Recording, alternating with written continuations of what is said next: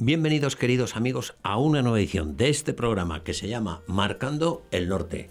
Doña Mariluz, bienvenida. Muy buenas, Javier. Muy buenas. Me ha tenido usted en Unai durante todos estos días, pero vamos, en Unai, a mí y a todos los espectadores, porque doña Mariluz, que es doctora en egiptología y nos está haciendo una serie sobre los personajes del Antiguo Testamento, estaba hablando de Moisés.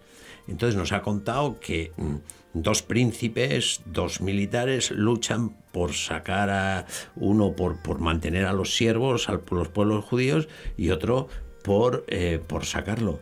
Y no sabíamos si el pueblo judío sale de Egipto o no. ¿Salió o no salió? Bueno, según las fuentes hebreas salió. Según las fuentes egipcias. Éxodo. Están muy silenciadas. ¿Qué tenemos que pensar al no encontrar hasta ahora textos? He dicho hasta ahora porque la arqueología no ha terminado nunca de hablar, nos ha excavado todo. Es que era un pueblo más de los pueblos semitas que vivían en el Valle del Nilo. Si esta salida, este éxodo fue masivo o fue, como digo, por partes, pues es algo que nos queda en el interrogante.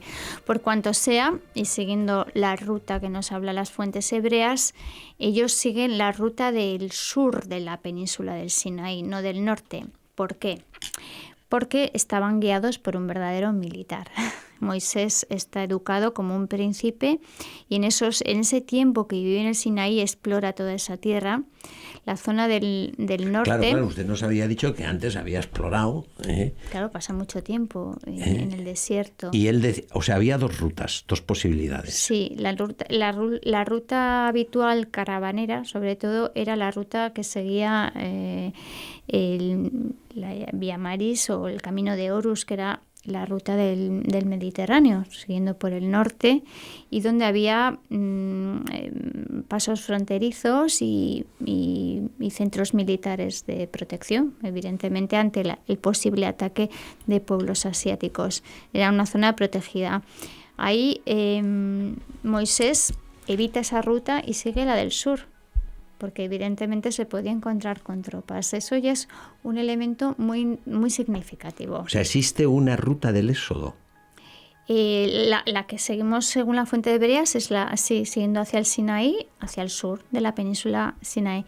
No el norte, sino el sur. Hace una especie de V, vamos a decir así, que es mucho más larga que si seguimos la ruta marítima.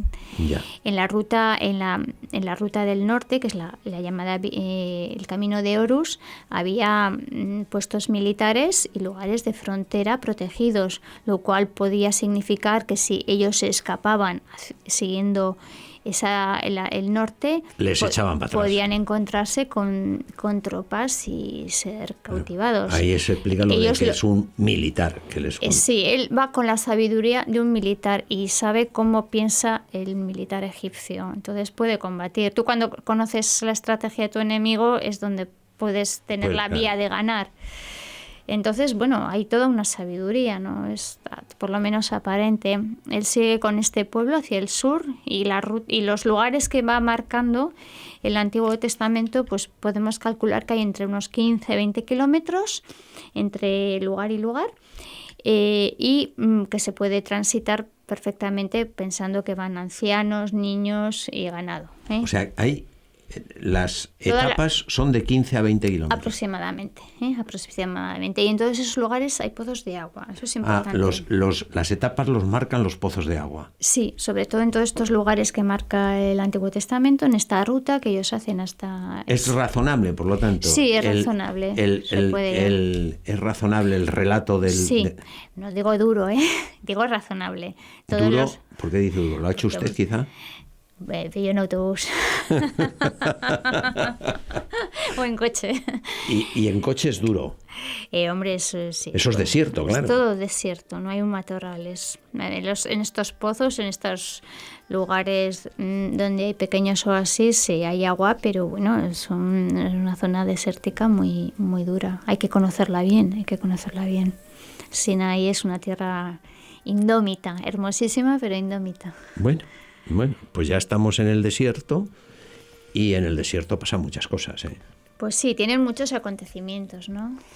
Pasan hambre, conocen el llamado pan del cielo, que es el maná, llaman, que es una especie de pan dulce que se produce... Sí, porque claro, ¿de qué viven en el desierto? ¿Dice usted que no hay ni un arbusto? No. Bueno, hablan también de la caza, de la caza de aves, y bueno, tenemos que pensar que llevaban ganado con ellos también, con lo cual, bueno, también es una forma de alimento. No obstante, este tránsito tuvo que ser muy duro. De hecho, pues aflojan muchas veces las fuerzas, recuerdan los ajos y cebollas que comíamos. De Egipto, el bienestar de Egipto. Es un recuerdo que tienen bastante presente ese pueblo. Y Moisés en más de una ocasión se enfada, ¿no? La falta de agua, esta también pues es un problema en estas regiones. Sin embargo, una cosa que me llama a mí la atención es la especial protección de Dios que tiene, ¿no? Porque claro, todo esto que dice usted de mandarles maná y en mandarles, es decir, si no, estos no pasan el desierto, ¿eh? Dios protege a su profeta Moisés de una forma excepcional toda su vida. De hecho, prácticamente cuando él se retira al Sinaí a recibir la ley, según nos habla, bueno, pues el pueblo empieza a murmurar, pueblo de dura cerviz, empieza a murmurar y hay prácticamente una guerra civil. Cuando él baja hay una guerra civil, ¿no? De aquellos que quieren volver, han hecho un becerro de oro y tienen hasta bailarinas, pero bueno, es una afrenta a Yahvé. Cuente esto. Eso es el politeísmo, ¿no? Sí, ellos quieren volver. Evidentemente están contaminados aún todavía de esa religiosidad egipcia. De hecho, hemos de decir que son muchas décadas viviendo en Egipto y no por un pueblo que, por muy hermético que sea, las influencias están claras de un lado a otro. Después de lo que nos explicó usted en el primer programa de cómo... bueno, esto mismo que está estudiando usted, no lo hemos recordado. Usted está estudiando ahora, tiene un proyecto de investigación que está estudiando a animales momificados porque eran dioses o que vivía el alma de los dioses ahí, no sé qué. Claro, ellos han visto que adoraban a los toros y se hacen un becerro de oro. O sea, claro, ahora sí que entiendo yo lo del becerro de oro, porque, como dice usted, están contaminados por la creencia faraónica. Y era una forma de materializar esas divinidades, una forma fácil, ¿no? Entonces hacen ese becerro, hay danzas, bailes, fiestas. Que es también manifestación de guerra civil, dice usted. Cuando baja Moisés hay una guerra civil, porque muchos mueren. Todos aquellos que no se contraponen al monoteísmo y a la ley de Moisés, evidentemente hay una lucha entre ellos y bueno, o sea, lo de la grieta, eso que se los traga, usted lo interpreta como que... Para mí es una guerra civil entre ellos. Aquellos que no seguirán... vamos a decir que es una especie de limpia. Aquellos que no van a seguir la ley mosaica, la ley de un solo Dios, los eliminan. No hay una pelea interna entre ellos. Aarón sale como puede, sale bastante bien, pero bueno. Porque Aarón era el del becerro, ¿no? Sí, sale bien Aarón. Pero quizás se arrepintió, por cuanto sea, hay mucha gente que muere. Bueno, eso en esa película famosa de los 10 mandamientos se puede observar muy bien, claro. Una vuelta al paganismo y una negación de los privilegios que Dios, el pueblo, a Dios Yahvé les había dado a su pueblo elegido. Entonces es una afrenta, ¿no?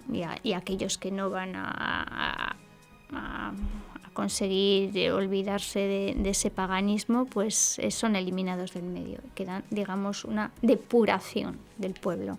O sea que no es una historia tan fácil. Yo creo que es de mucho sufrimiento, ¿eh? Bueno, y entonces ya tenemos los mandamientos. En la película sale que del rebote que coge Moisés lo estrella a las tablas de la ley. Sí. ¿Eso también es verdad o es de película? Bueno, no nos dice nada. Bueno, los textos... Bueno, la película hay pasajes que están muy bien reflejados, sobre todo en la fuerza, ¿no? de un enfado de un gran líder, posiblemente rompiera. Dice, bueno, yo que he estado aquí retirado, recibiendo una ley para mi pueblo y me encuentro con esta aberración. Traición, claro. Es normal. Tenemos que pensar en un hombre de mucho afán, de mucha fuerza y que se vio muy, muy traicionado después de todo lo que hizo. Y su ira reventó de aquella manera. Pues. Ya. Al que tampoco le sentó nada bien fue al faraón, porque los carros y el mar rojo y tal. Sí, bueno, tenemos... Bueno, esa sí que es la escena de la película, o sea... Sí. Bueno, vámonos al mar rojo. Vamos al mar rojo. Bueno, aquí tenemos que hablar un poco de disensiones en cuanto a las fuentes. El Yam Suf es llamado Mar de las Cañas. Ahora, el que ha dicho, Yam Suf, ¿qué es eso? Lo que se llama Yam Suf, Mar de las Cañas, lo podemos traducir como Mar del Límite. Entonces se interpretó como el Mar Rojo, lo que conocemos como Mar Rojo. Pero el Mar de las Cañas, Yam Suf, se encontraba en la zona del lago de Mara, un poquito más al norte, donde había muchas cañas. Hoy está totalmente seco porque desde que se construyó el canal de Suez, pues esa zona se ha disecado. O sea, el paisaje que hoy tenemos de Sinaí no es como hace una época. Entonces, en ese Yam Suf, las aguas subían y bajaban. ¿De acuerdo? Ahí eran, bueno, pues las mareas. Por las mareas subían y bajaban. Entonces nos encontramos pues con esa fluctuación de las aguas que en cierta manera nos lo refleja también el Antiguo Testamento y se puede justificar esa explicación. Entonces se piensa que la ruta siguió esa referencia más que al Mar Rojo, hace referencia al lago de Mara, al Mar de las Cañas. El Mar Rojo queda un poquito más al sur. Es una justificación desde el punto de vista filológico. Y ahí es donde tiene lugar la gran derrota de las tropas de Faraón. Exacto. Ellos, según nos hablan los textos, pasan y viene detrás el Faraón con sus carros y ahí son aniquilados por las aguas. Bueno, sucedió así, no sucedió. Bueno, no tenemos más conocimiento, ¿no? Pero el Faraón siguió a este pueblo, tanta rabia le dio al Faraón que eran tan importantes para él. Parece ser que sí. Tenemos que seguir también las fuentes hebreas, que ellos también se están dando una importancia como pueblo. Y claro, al final Egipto, de todos los países del Medio Oriente, era el pueblo más floreciente. Nosotros nos hemos ido y os hemos fastidiado porque somos más importantes que vosotros. Bueno, estamos también en toda esa posible exageración también de los hechos, sí. ¿No? Pero bien, sigo diciendo que mientras las fuentes egipcias silencien, la arqueología no nos aporte más, pues no podemos seguir avanzando. Por cuanto sea, sí que hay una lectura de textos muy bien estructurada desde el punto de vista de las fuentes hebreas. Y a mí me llama mucho la atención que esté tan bien escrita desde las fuentes hebreas. No obstante, bueno, ¿quién dice que más adelante, en una década o en una generación, no tengamos más datos sobre el Éxodo? Bueno, ha citado usted a un personaje que me ha dejado... Nunca había oído yo el significado del gran león. ¿Cómo dices, Aarón? Arum. A es grande y Rum es león. Gran león. Su nombre es Gran León. Gran León. Bueno, pues la figura de Aarón. La figura de Aarón, que bueno, también tiene un protagonismo en esta historia, ¿no? Cuenta la tradición que no tenía mucho don de lenguas, Moisés, y que su lengua era del hermano, Aarón. Que era, incluso me hace gracia porque algunos teólogos dicen que era tartamudo, no sé en qué se basa, pero bueno, es muy posible, no voy a negarlo.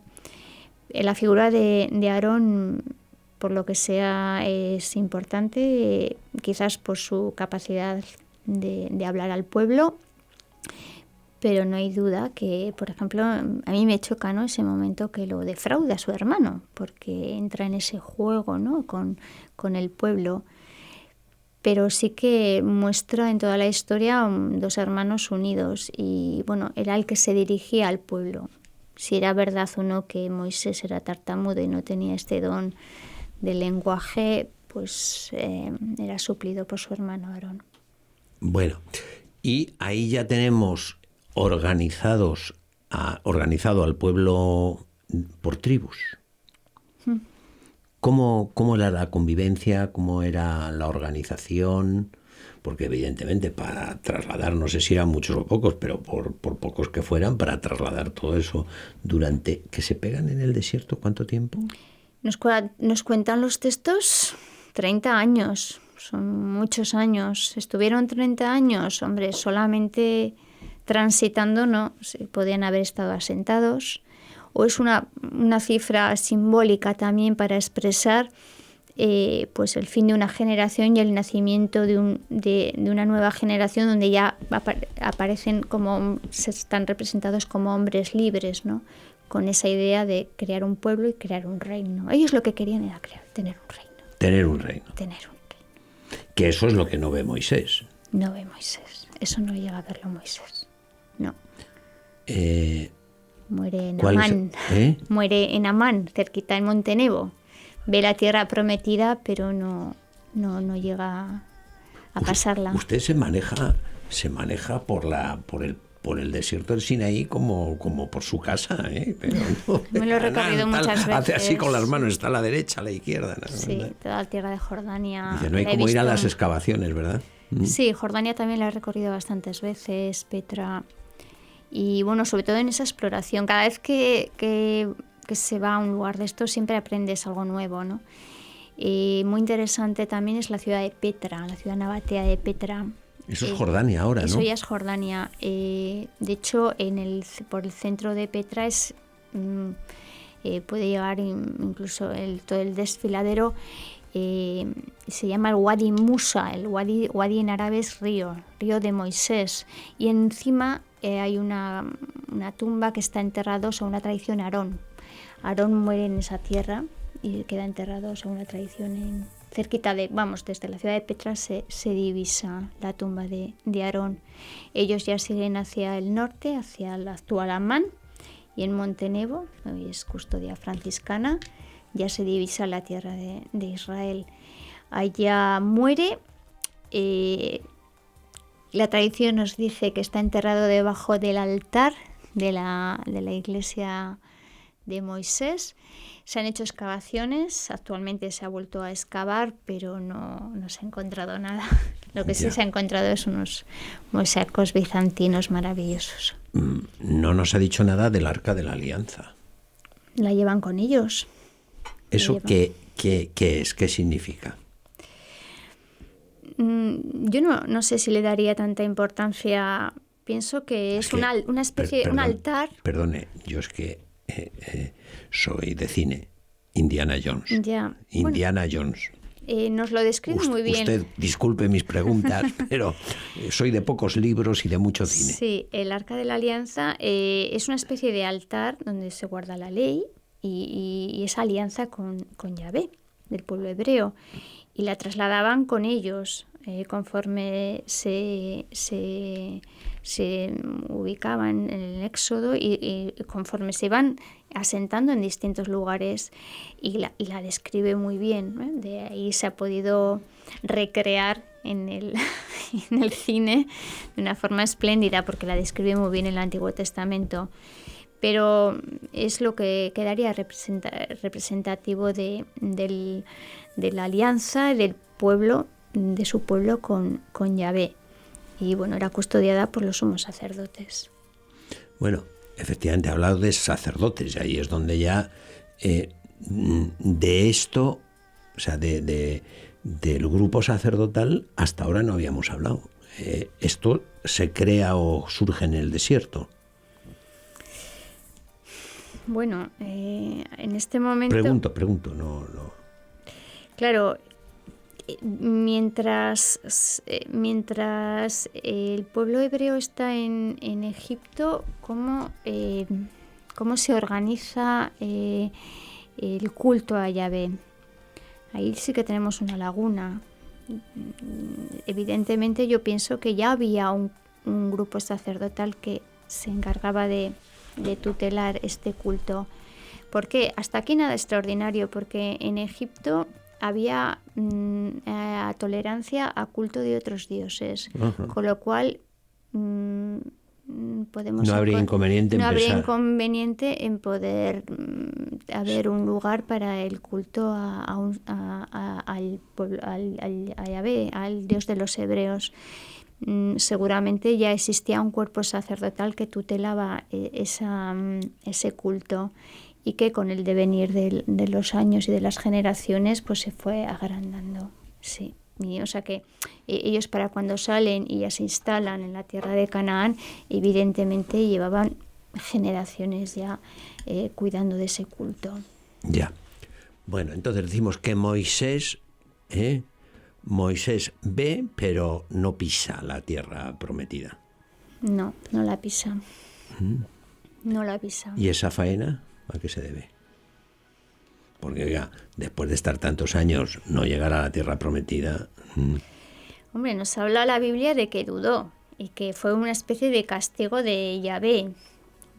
Hombre, pienso, pobre hombre. No lo sé. Pues si nos coge a nosotros... Bueno, la vida muy dura. Perdóneme usted, doña Mariluz, yo hablo por mí. O sea, todo el pecado suyo era dudar. Hombre, nos está poniendo siempre especialmente el Antiguo Testamento, hombres profetas de una fe férrea, ¿no? Y entonces la menor duda puede dar lugar a una especie de castigo. No sé si sería la palabra correcta. Entonces, quizás pues el hombre dudó o tuvo algún momento de soledad, ¿no? Porque son muchos avatares, un pueblo que además habla de dura cerviz, y verdaderamente pasarlo de una cultura donde pues vivían bien a la conquista de una tierra, y donde van a crear un pueblo y de ahí van a salir verdaderamente reyes, pues todo ese peso lo trajo Moisés. Yo recuerdo una vez cuando llegamos a Montenevo, me acuerdo de una anécdota muy simpática que dijo uno de los que participó en el viaje. Dijo, bueno, verdaderamente Moisés le tenían que haber puesto el patrón de los guías, porque llegó y se murió del agotamiento. O sea, quiero decir que el esfuerzo también hay que contar. Bueno, o sencillamente que Dios no tenía previsto el protagonismo. Oiga, bastante trato le dio Dios a Moisés, ¿no? Que hablaba con él de cara a cara. Sí. ¿Cómo es? Hablaba de tú a tú. De tú a tú. Sí. Es el más privilegiado, ¿no? De las figuras del Antiguo Testamento, Moisés. Bueno, de hecho, la ley, los hebreos siguen en su ley mosaica. Y la ley mosaica, ¿no? Agarrados actualmente, es uno de los personajes clave. Pues tenemos que acabar el capítulo de Moisés. ¿Le dejamos enterrado? ¿Dice dónde? No se sabe. Él dijo, no me vais a enterrar en un sitio que se sepa, porque pasará por encima del Salvador. Según la tradición, estaba enterrado debajo del altar de esta iglesia dedicada a Moisés. Pero nada más. Después de las excavaciones se han vuelto a abrir ahora, no se ha encontrado. Y con la cultura egipcia, nada, ni momificado, ni... Moisés ya no. Moisés ya no. No, porque ya ha salido de Egipto. Ya que sepamos, no. Bueno, salvo que futuras descubrimientos... ¿Quién sabe? Siempre la puerta abierta. Hombre, fíjese... sí. Nuevos textos que nos den luz a esta época. Bueno, pues doña Mariluz, hemos acabado por hoy con el programa. Nos quedan los personajes importantes en relación con Egipto, San José, la Virgen, Jesús. Eso lo dejamos para otro programa, porque ahora ya no me queda tiempo nada más que para agradecerle su colaboración. Muchísimas gracias, doña Mariluz. Muchísimas gracias a ustedes, queridos amigos, por habernos acompañado durante estos minutos. Decirles que nos vamos a poner a trabajar inmediatamente para que dentro de pocos días les podamos ofrecer una nueva edición de este programa que se llama Marcando el Norte.